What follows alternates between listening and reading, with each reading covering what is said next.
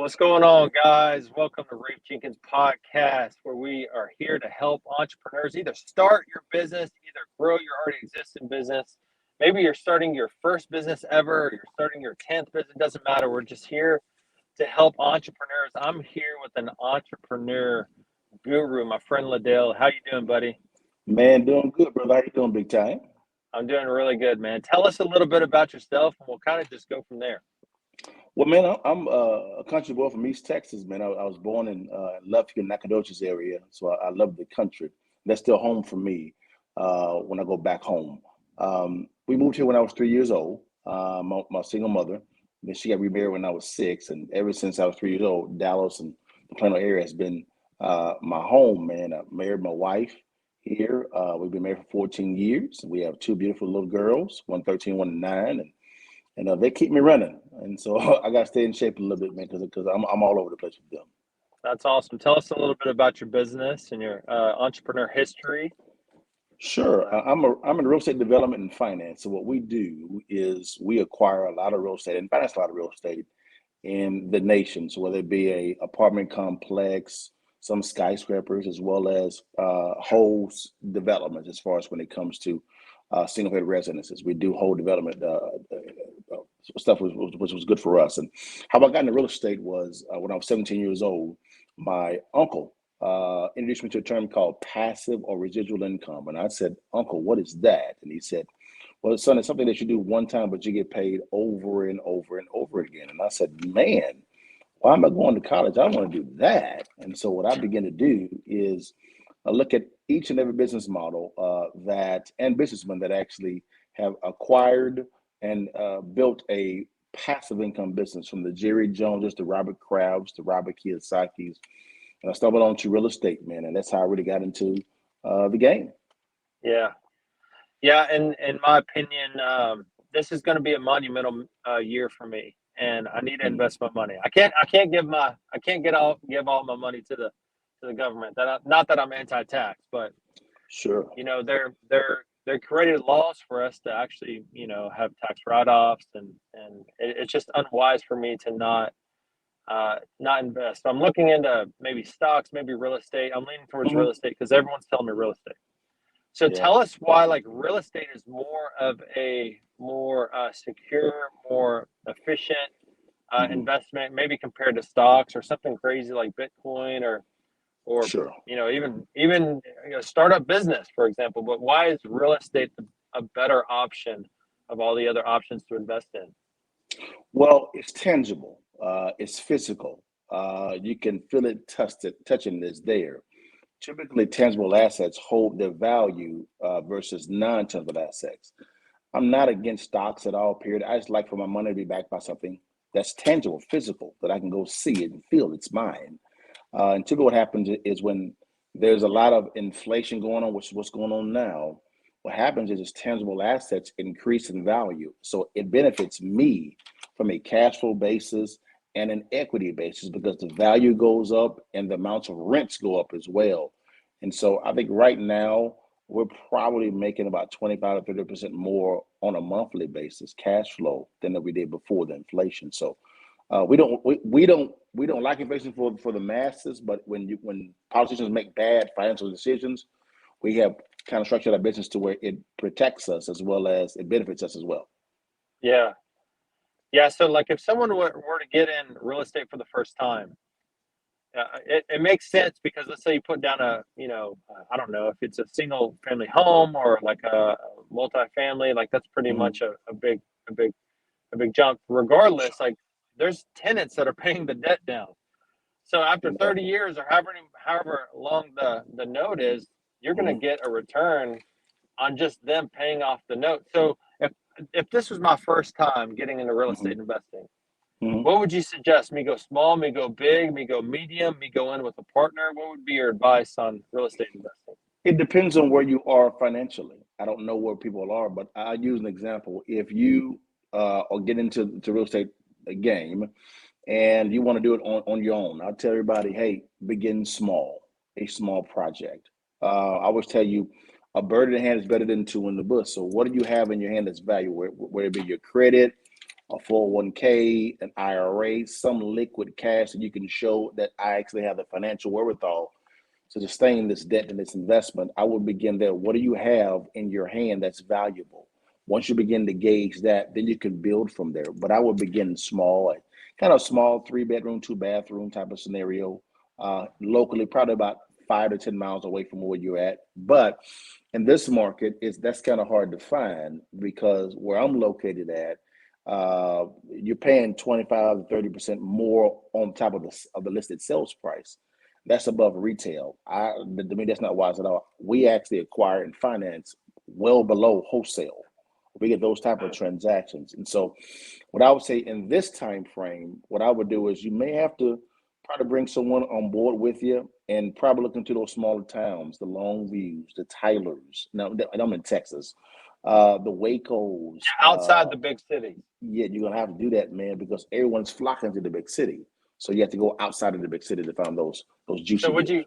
Would you move into a home for like 6 months and then move out and then to get a better interest rate and all that stuff, or would you just go, hey, we're renting, we're going to turn this into a rent home and just do a deal with the mortgage based on, just being completely open and honest initially? Because I feel like if you move into a home, you get a better rate, you get a better down payment, and then 6 months, if you want to continue to live there, cool. If not, you can move out and turn that into a rent home. So there's different strategies. What's the best strategy on getting a good rate and not putting, an astronomical amount down, et cetera? Typically, I would say this is the problem and benefit of inflation. You have inflation for the wealthy is we get debt for cheap, like super cheap. Like I can borrow debt at probably about 3.75% long term. That's competitive with a lot of homestead borrowers. They can go to a Wells Fargo and get debt for maybe 2.5%. I don't mind paying an additional 1% if I can properly structure the transaction to where I have asset protection. In other words, the property is in my LLC's name. I don't want anything in my name because then I'm exposed from a liability standpoint. So I don't mind paying the cost of 1%, knowing that I'm going to get probably 7, 8, 9, 10% in return cash flow. So I'm still pocketing about 7% arbitrage there. So that's what I would do. For instance, with us, people come to us and we'll loan them out the money. We'll structure the transaction to where they can even take home money at the close if the deal is sweet enough. So you can literally buy a property, take home cash when you buy it itself. Right. We do that all the time to where you have $0 in the deal. Now you created an infinite return. Okay, so explain that. How do you invest with $0? Because that's a good topic. It depends on how it's structured. Typically, you got to find a property that's below wholesale. Now, people may say, LaDale, that's hard to find. Well, it depends on what you're looking at. We get deals all the time. And I'll give you an example. We have a off-market deals, or you're working with real estate agents? I'm assuming you're just trying to remove the real estate agent from the equation. That's why you get it. We don't remove them. We don't have to work with them at all. We welcome them. We don't have to work them at all. Typically, they call us because they can get financing. Their clients can get financing at all, so they come to us. And so, if that's the case, we want the deal that's best for us and our borrower, or we call them our partner, which would be the person to come to us for money. And so we'll say, hey, for it to make sense for us, we got to buy it at this price point. Now, this is the reason why. If you buy it here, we structure the transaction to where after the closing costs, the loan will pay for all the closing costs. And you have about 2 or 3 or 4 grand left over, which goes into your pocket. And I'm like, what? Yes, you've acquired the property. The loan is paid all the closing costs. It may be a little bit more expensive when it comes to the loan, but I don't think that should matter at all because you have nothing in the deal, zero. You take home 5, 10, 20 grand when you actually acquire it. We even give you the money to renovate it if it needs to be renovated. We will assist you in the renovation process as far as structuring the scope of work, in addition to legal counsels where they help you structure the LLC the proper way. We make no money on that at all. That's just a service that we actually do. And then after once you get it up to par, we then refinance you to long-term debt at the exact same time. So you've made money when you acquired. You've made money. We even help you negotiate the raw cost of your renovation to where you can make money on the renovation as well. Also, post renovation, you refinance out to long-term debt. That loan pays off your previous loan to us. Ain't no closing costs. You take on some additional cash. All this cash taken home is tax-free because it's debt. It's all debt. Debt cannot be taxed because it's debt. Yeah. And so what happens is you have a property that you buy, you have zero into the deal. You control everything. Nothing's in your name. Your LLC actually controls it as well, which is fine. You own nothing, but you control everything, which is what you want as a protection. You make money when you acquire it, as you renovate it, when you refinance a long-term debt, and you have a long-term tenant of the property paying you cash flow, paying down your debt. Not a bad deal, is it? I would say that's a great deal. So Yeah. so you're a godly man, I'm a godly man, like we're both Christians, we both love Jesus, but Yeah. there's some verses about debt. And a Sure. lot of people take it to the extreme where, Sure. debt is bad, debt's from the devil, etc. Tell us what the balance is with being a Christian and also like debt, like a healthy relationship with debt. And also, like, is debt in the Bible where like there's a healthy version of debt, or is all debt bad? I just kind of Well, blanket statement. Well, when it comes to debt in the Bible, that law was really for the Israelites alone. Mm. It's called the Usury Laws, and it was talking about how they didn't want. It was against the law during that time frame to charge usury to your brother. So basically, what happens is I would give Raefe a loan for $100,000. I would charge you no interest at all. You had 7 years to pay me back. Right. That's what that was. But that was for the children of Israel and Israel alone. Now, how does it translate over to now? Well, this is when wisdom and wise stewardship comes into play. Typically, what happens is I don't mind giving out loans to, as far as home loans, from an investment standpoint, to investors. I won't give anything to any churches at all. I don't believe in giving debt to churches at all. No, local churches, no. But when it comes to debt in the Bible, you really got to look at the stewardship aspect of it. Okay, let's look at the transaction. That's why it says count the cost. And so we're in a debtor nation because when it comes to this economy, money is created in two ways. It's created via debt and taxes. Debt comes first, taxes come second. Taxes cannot be collected unless there's a debt in place. That's why we have a fiat currency. So in other words, if you're living in a debtor nation, if debt is not being created, no money is moving, no taxes are getting paid. That's horrible for the economy. So the wise thing to do when it comes to debt is to have it behind something tangible. Something tangible. Couple that with wise counsel that you count the cost to where you can have zero in the deal or very little in the deal to where you're making the maximum amount of return. You've lowered you mitigated your risk, and you've been fully protected. You can even incorporate life insurance into real estate investing as well. That's another discussion we talk about. All right, so I want to stay on debt for a second because my mind's going all these different places. I think that I think you're right. Like the debt back then wasn't beneficial. It was. I think it was like even if you're in debt, you couldn't pay it back. You're getting arrested. That's right. So the law was like, don't get in debt because like you're putting yourself in jeopardy to get arrested. That's like That's us correct. today Mhm. saying like, hey, don't go rob a bank. Mhm. Yeah. That's stupid. Or don't go steal or vandalize or whatever because you're putting Yes. yourself at risk. But Mhm. there's so many benefits in our culture of being in debt. You find a good system, you get in debt, Yeah. let's say my 5-year goals are now more of like 5 weeks or 5 months because the debt, sped up the process for me to That's right. actually maximize my time, maximize my resources. And ultimately, that's why our government has created, opportunities for us to have debt is because they want us to maximize our economy.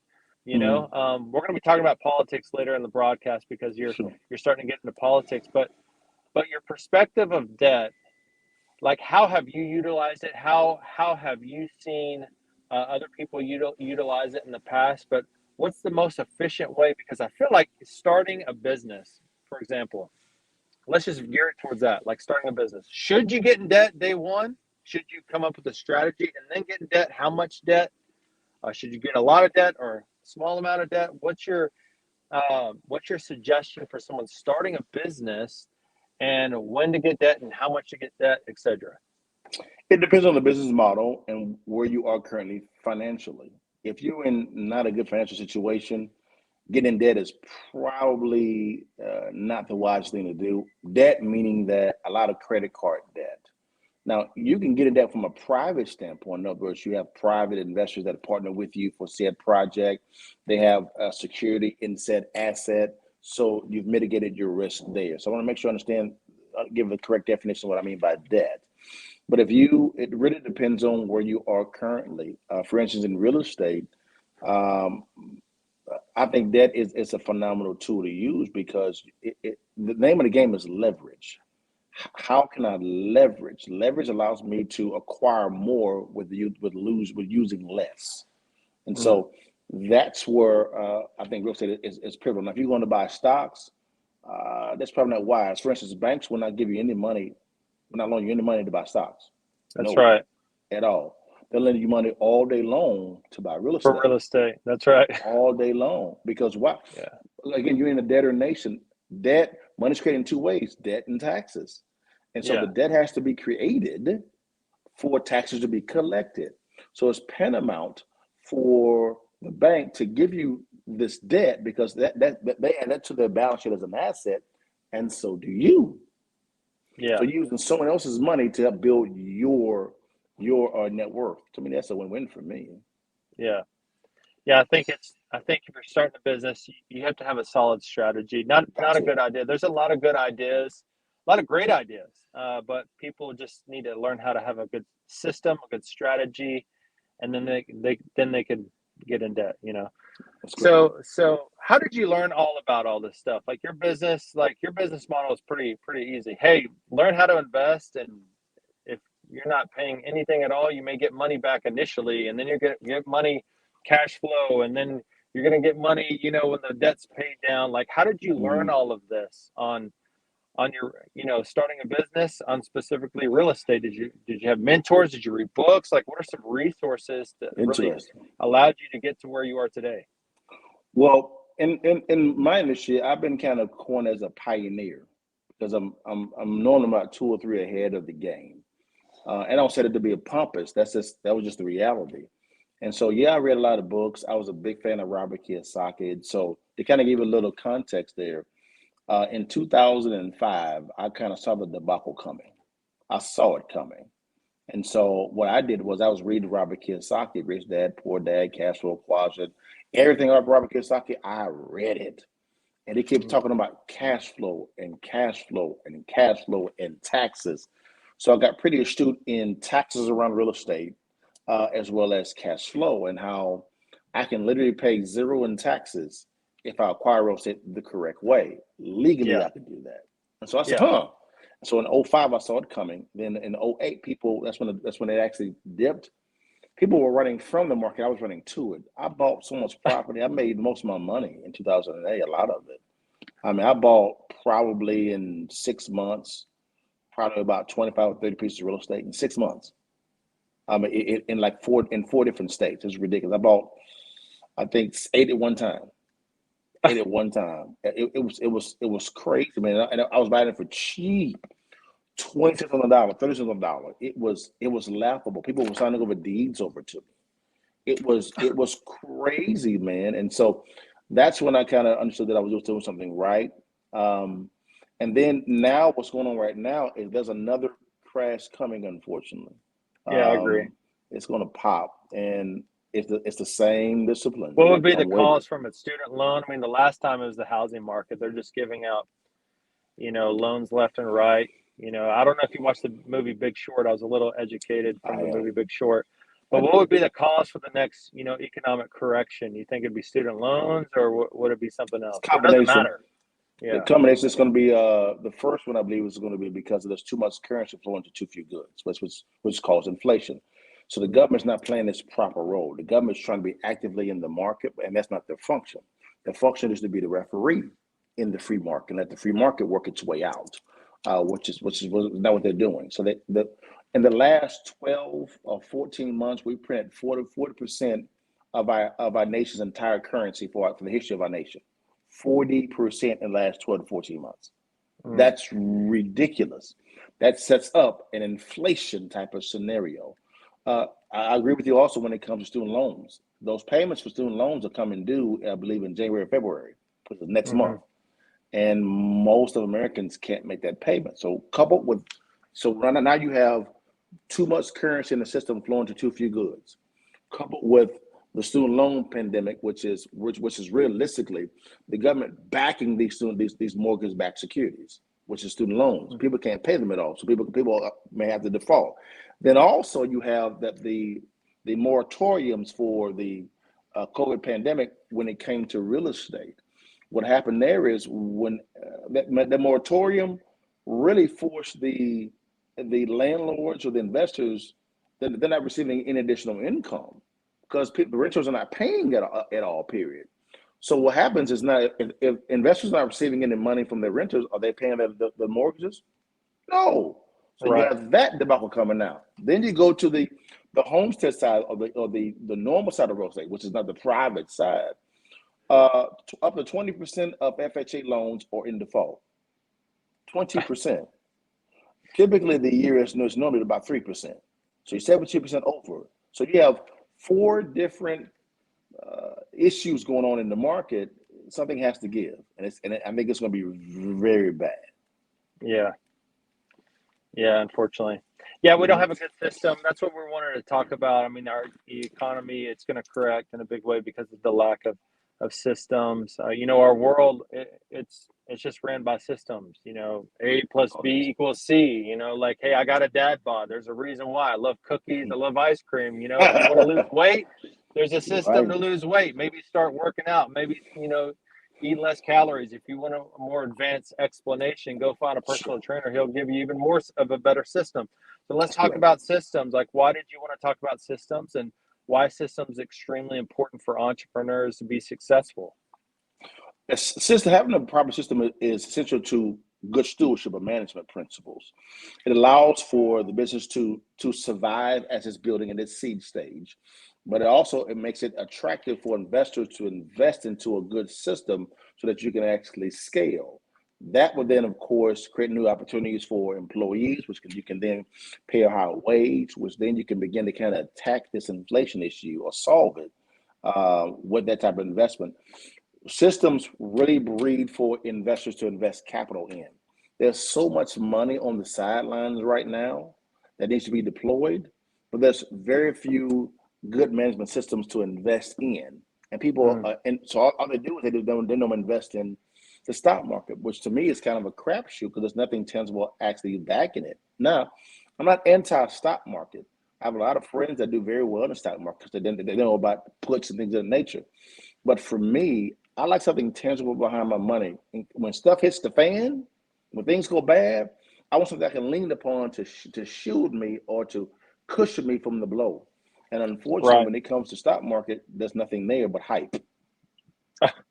Yeah, if you have a good system, like my dad, he made millions in the stock market because he had a good system. But 9 times out of 10, it's like you have to really, really experiment to get a good system. Like, so for an entrepreneur, like starting out, maybe this is their first business, and maybe they're not a systematic person. Maybe they're not very strategic. Like, how would they go about, finding a good system? So should they just explore it? Should they find a mentor? Should they partner with someone that's been there, done that?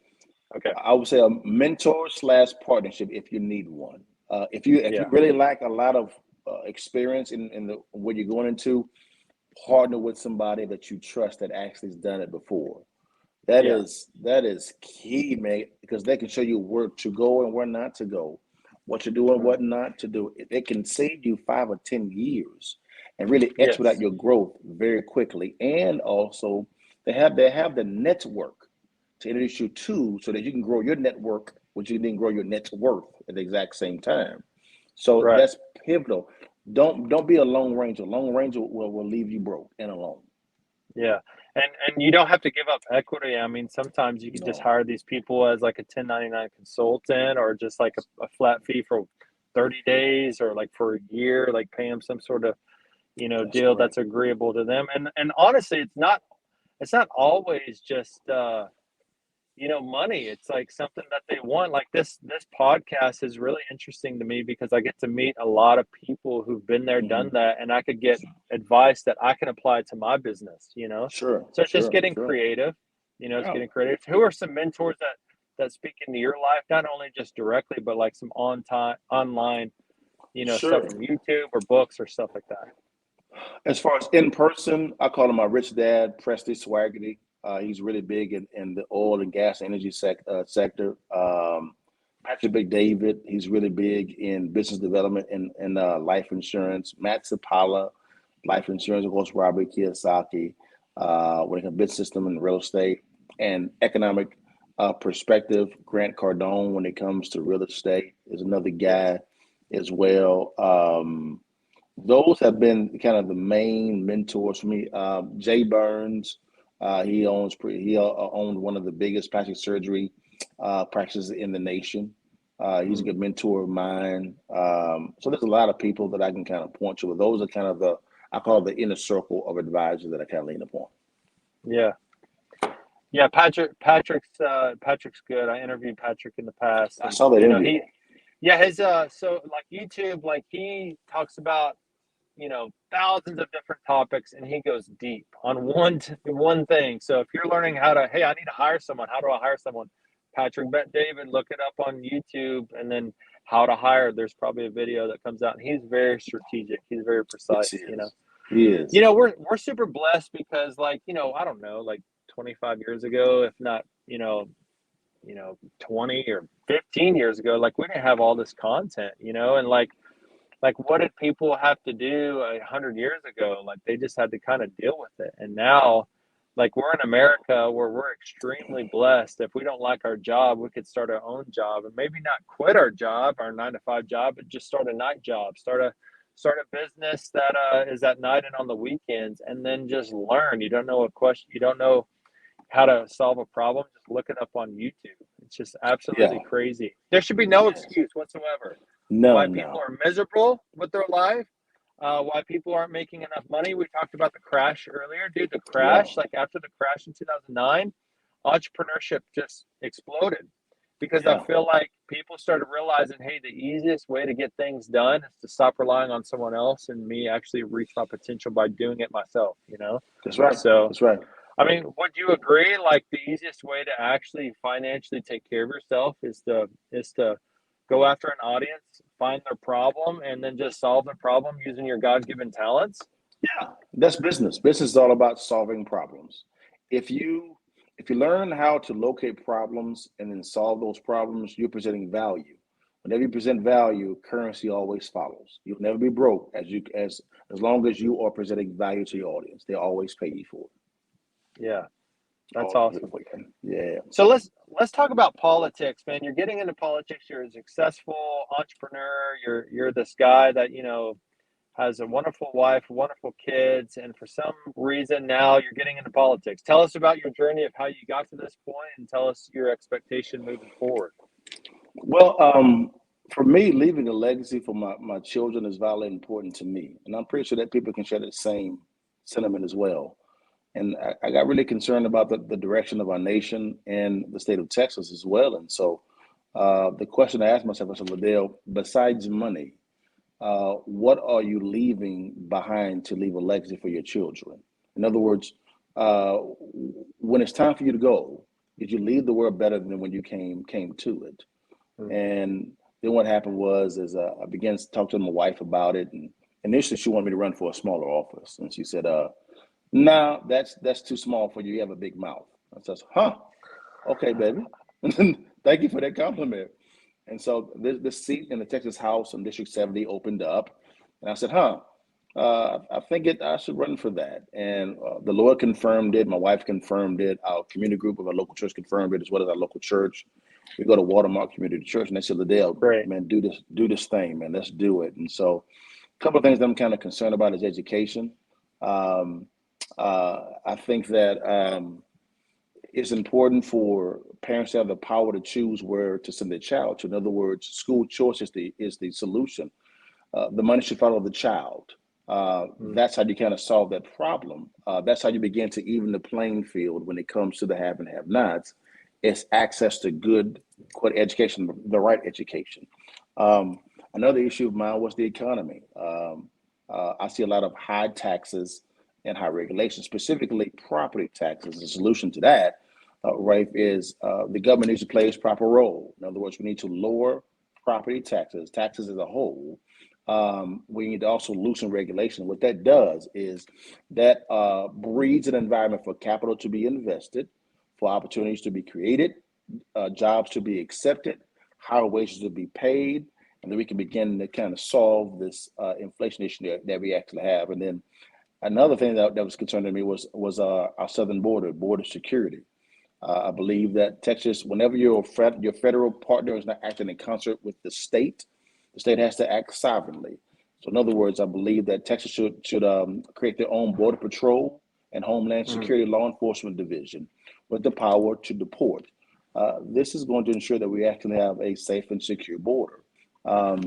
Those are kind of the top three, and I have a couple of things as well when it comes. Of course, I'm pro-life when it comes to abortion. We lost a child 2.5 years ago, so I'm all pro-life. That's for sure.